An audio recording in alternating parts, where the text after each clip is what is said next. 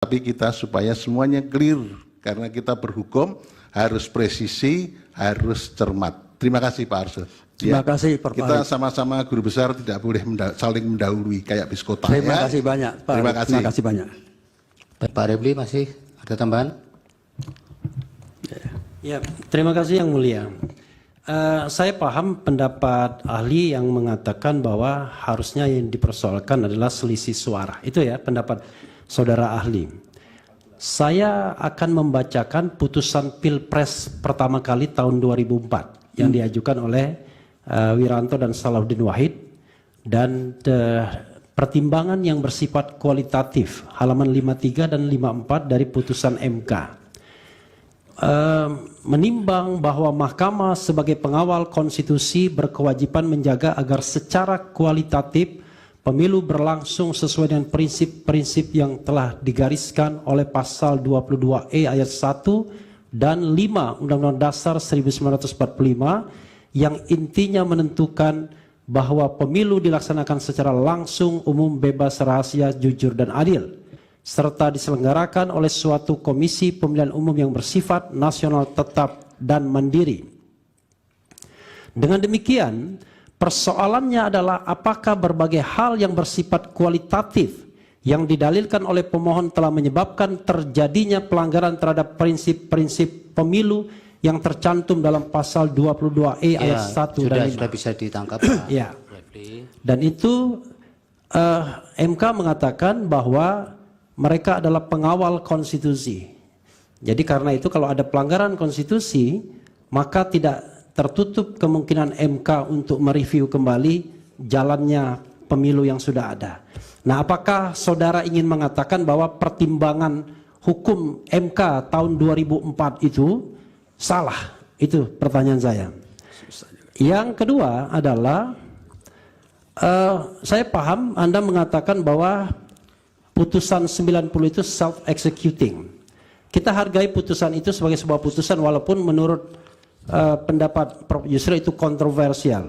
Dan bahkan Prof. Yusril juga mengatakan tidak ada waktu untuk mengubah karena harus ada konsultasi dengan DPR dan lain sebagainya.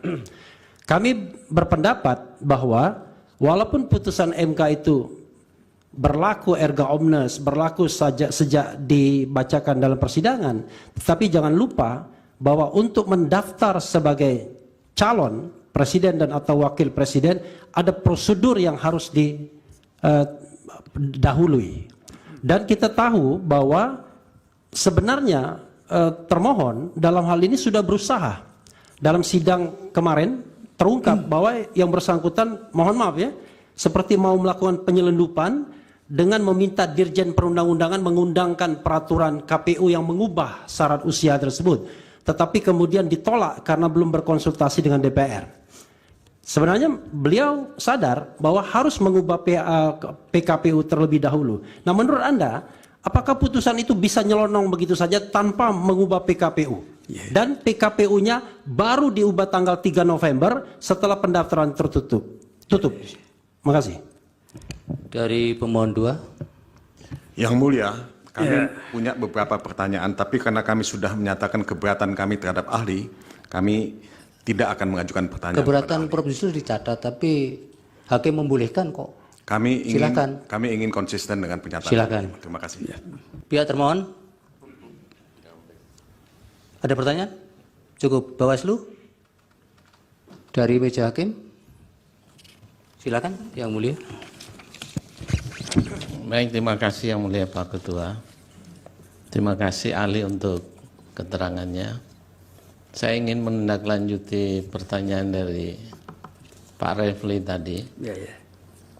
Berkaitan dengan putusan MK yang kita tahu tidak saja bersifat erga omnes, tetapi juga self-executing yang akan dilaksanakan sebagaimana dalam adresat putusan itu.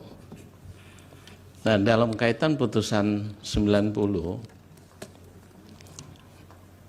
PKPU ada putusan MK yang harus berkonsultasi dengan DPR. Tapi pada masa itu dalam fakta persidangan itu dinyatakan bahwa DPR pada waktu itu masih reses. Kemudian KPU mengeluarkan surat edaran.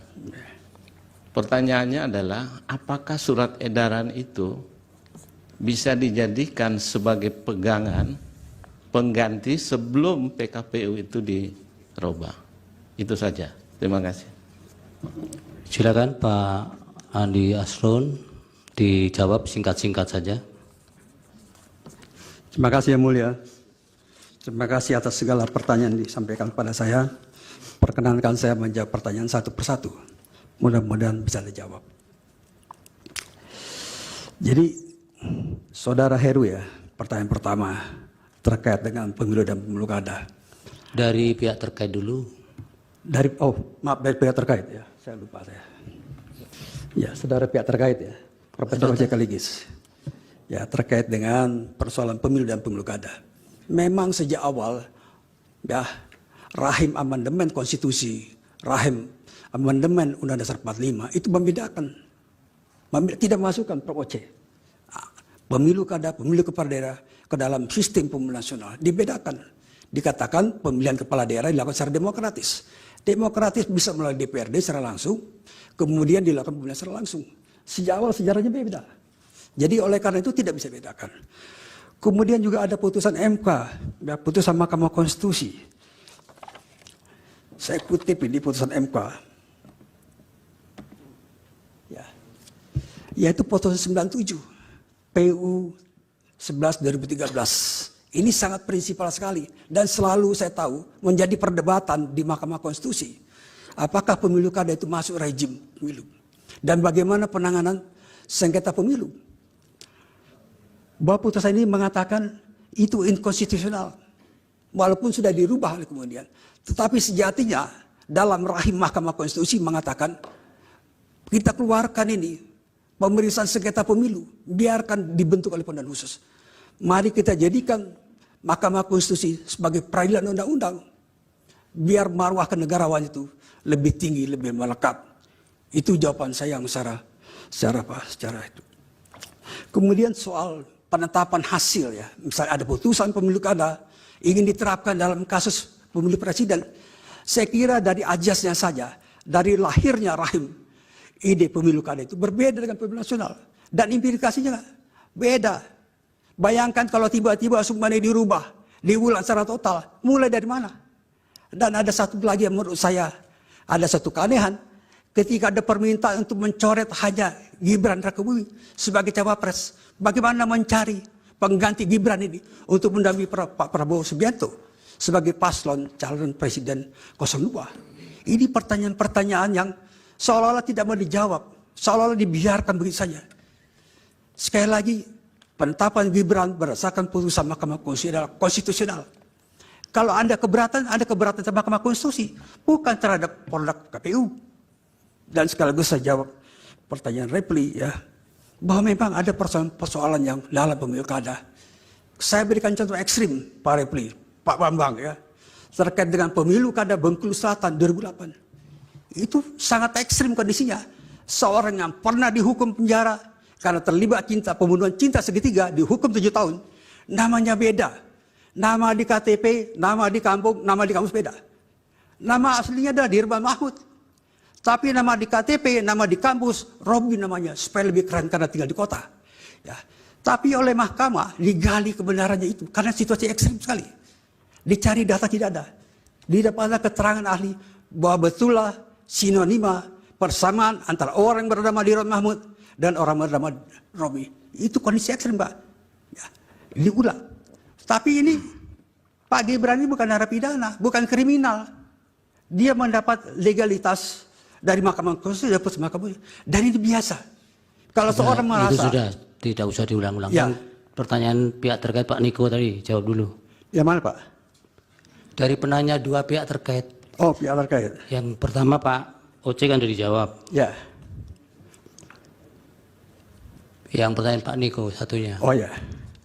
Tadi pertanyaan kedua tentang beda pemilu kada dengan pemilu nasional. Kira-kira gitu Pak ya.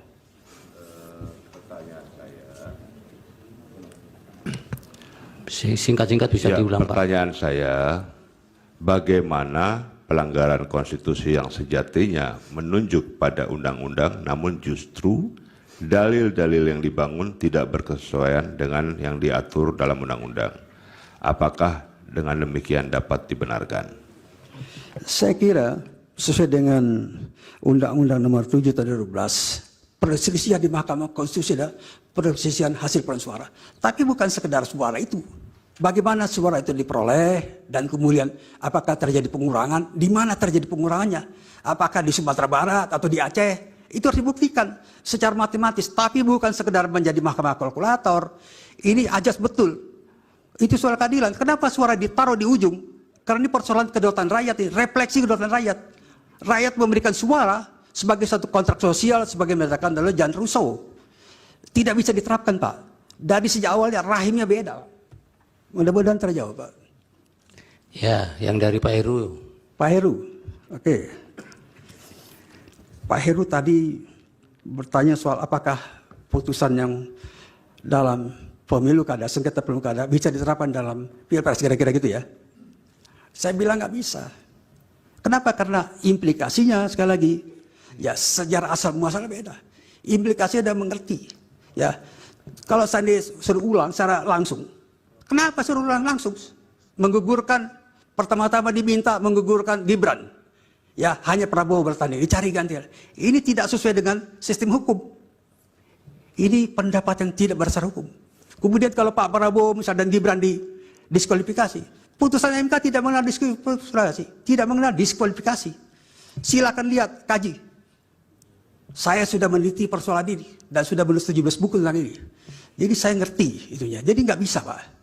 Ya, kemudian terjadi perkembangan, ya perkembangan tentang apakah perkara itu datang dari pilkada segala macam. Saya lihat sekali lagi, Pak, ya sekali lagi sejatinya mahkamah ini, mahkamah ya dilihat dari putusan-putusan dan kemudian sejarah perdebatan putusan MK, mahkamah ini ingin menyampingkan kok, mengeluarkan pemeriksaan sengketa pemilu keluar dari MK agar MK konsisten mengadili hanya perkara perundang-undangan. Itu Pak, jadi tidak selamanya misalnya perkembangan kemudian ingin diterapkan, itu tahun berapa? Kembali pada Mas Bambang, bahwa putusan 2019 Pak, itu jelas menggarisbawahi bahwa sengketa proses di Bawaslu, di MK-nya. Saya kira itu jelas Pak. Saya kira mudah-mudahan sudah terjawab Mas Bambang. Oh, yang kedua Mandana, belum. Mas yang Refli, yang ya, quote non Mas tadi. Heru ya. Yang quote non tadi. Ya, quote non itu. Seandainya- Kira-kira itu jawabannya. Bukan, Yang seandainya mana? tidak bisa. Kan tadi ahli ternyata menerangkan tidak bisa di Mahkamah Konstitusi. Kemana keadilan itu bisa dimohonkan penyelesaiannya? Nah, itu soal nanti Pak, itu soal politik hukum. Ya, nggak bisa dibahas sekarang. Perlu rapat dulu DPR yang baru ini dengan pemerintah Presiden Prabowo Gibran. Ya, yang pertanyaan Pak Refli, jawab. Nah ini tadi dikutip putusan sengketa Pilpres 2004 ya. Kita pakai yang terakhir Pak, 2019. Kembali lagi 2019. Itu yang paling anyar, paling baru. Silakan Bapak baca secara teliti ya, putusan 2019. Itu jawaban saya Pak. Bisa dikutipkan nggak 2019 bagian mana yang menjawab atau mendukung pendapat saudara ahli? Gimana? Putusan 2019 itu bisa dikutipkan nggak? Bagian mana yang mendukung pendapat saudara ahli bahwa itu hanya hitung-hitungan aja? Izin yang mulia, sebaiknya pertanyaan-pertanyaan Iya. tidak dialogis Melalui seperti hakim ya, ini. Pak Refli. Melalui hakim ya. Enggak. Ya, itu baca amali saja Pak, gampang itu ya. Ada baca amali setelah pulang dari sidang. Pak Ya. Asron ada penegasan bahwa di putusan 2019 di bagian mana yang itu menegaskan bahwa Mahkamah Konstitusi hanya mempertimbangkan pada bagian-bagian penghitungan suara saja, tidak berkaitan dengan TSM lah. Contoh Ya. realnya itu. Ada tidak pada bagian Ada, itu? Pak. Ada ya. Ini saya kutip nih. Saya kutip. Bahwa putusan MK ya hasil pemilu 2019 nomor 01 PHPU Pres 17 Februari 2019 menyatakan antara lain ya, putusan tersebut menegaskan Mahkamah Konstitusi hanya memeriksa perselisihan suara di pemilu presiden dan pelanggaran pemilu dan sengketa proses pemilu ditangani oleh Bawaslu. Ya, kalau Anda lihat tracking sendiri bisa dapat. Ya, itu di bagian dalam putusan. Terima kasih. Ya, catatannya itu belum menjawab yang mulia ya, Ya. sebagai catatan. Untuk langkah jawaban Anda Ya, periksa sendiri. itu kita tidak bisa paksa juga. Ahli harus menjawab apa yang Anda tanyakan. Nanti kami yang menilai. Sudah cukup ya? Yang pertanyaan kedua Pak Repi juga sudah ya? Saya kira sudah, Yang Mulia. Sudah komplit. Sudah komplit ya? Ya, Pak. Dari hakim? Oh ya, dari hakim. Jadi kalau saya lihat, karena sifat putusan MK itu adalah self-executing, dia kesampingkan peraturan KPU yang pada saat itu. Dia terapkan putusan MK nomor 90. Tidak ada yang salah. Masa salah putusan MK nomor 90, kemudian diperkuat oleh putusan MK nomor 141. Jadi tidak salah tindakan KPU menerapkan langsung putusan Mahkamah Konstitusi nomor 90. Tidak salah. Saya yakin itu tidak salah. Bukan itu pertanyaan Pak Hakim tadi. Surat edaran itu kemudian menjadi acuan. Ya. Itu apakah bisa dibenarkan atau kemudian ada sesuatu yang salah? Benar. KPU melaksanakan itu berdasarkan putusan MK.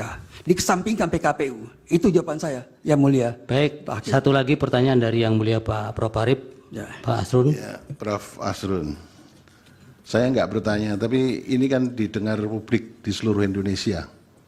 Memberikan pelajaran pada ahli hukum di Indonesia yang muda-muda. Supaya kita kalau bicara clear ya. Saya pengen tidak bertanya, tapi pengen mohon untuk bisa dicermati bersama-sama sebagai pelajaran kepada seluruh masyarakat Indonesia. Begini Pak Asrun. Di dalam halaman 5, makalahnya Prof. Asrun, itu ditulis begini. Putusan Mahkamah Konstitusi bersifat self-executing. Memang secara teoretik Pak Arsun sudah baca disertasinya Pak Marwarar kan?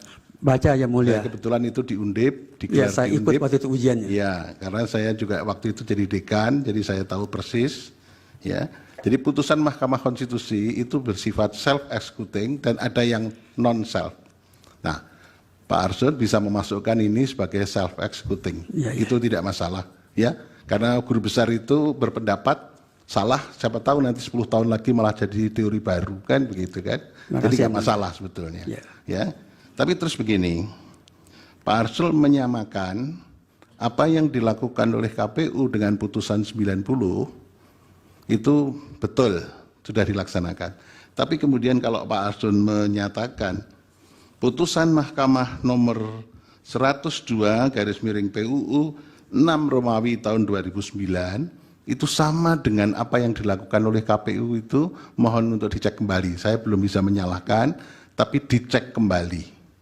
Karena kalau pada waktu itu, kebetulan kemarin saya diingatkan oleh ahli dari 03, Putu Arte, mengatakan bahwa putusan Mahkamah yang nomor 102/PUU 6 Romawi tahun 2009 itu diputuskan pada sore hari, malam hari KPU merubah PKPU-nya. Ya. Karena pada waktu itu belum ada putusan Mahkamah Konstitusi yang mengatakan KPU merubah atau membuat PKPU harus konsultasi DPR. Ya. Tapi kemudian ada pengujian undang-undang di Mahkamah Konstitusi mengatakan PKPU harus disusun dengan konsultasi DPR. Jadi ini tidak bisa dipersamakan. Ya. Tapi kalau berpendapat bahwa putusan Mahkamah nomor 90 itu self-executing dan bisa langsung ditindaklanjuti oleh KPU, itu tidak ada masalah pendapat itu, gitu ya. Ya. Tapi yang tidak bisa disamakan dengan 102, karena 102 begitu diputus Mahkamah langsung malamnya Pak Putu Arte yang membuat PKPU baru bahwa mencoblos tidak perlu di DPT, tapi mencoblos bisa langsung dengan menggunakan identitasnya. Jadi saya tidak bertanya, tapi kita supaya semuanya clear, karena kita berhukum harus presisi, harus cermat. Terima kasih Pak Arsul. Terima kasih Pak Kita Arif. sama-sama guru besar tidak boleh saling mendahului kayak biskota. Terima ya. kasih banyak, Pak. Terima Arif. kasih. Terima kasih banyak. Baik, Pak Asrun cukup? Cukup Yang Mulia. Baik. Terima kasih banyak. Kalau ada salah-salah ucap, mohon dimaafkan. Selamat Lebaran, mohon maaf lahir batin. Baik, mudah-mudahan keterangannya bisa menjadi pertimbangan dalam pengambilan putusan. Prof, yang kedua siapa ini? Tetap Pak Abdul Khair Ramadan? Ya, Dr. Abdul Khair Ramadan. Supaya dihadapkan.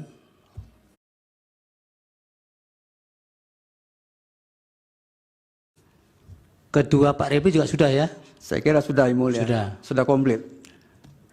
Sudah komplit ya? Ya, Pak. Dari hakim? Oh ya, dari hakim.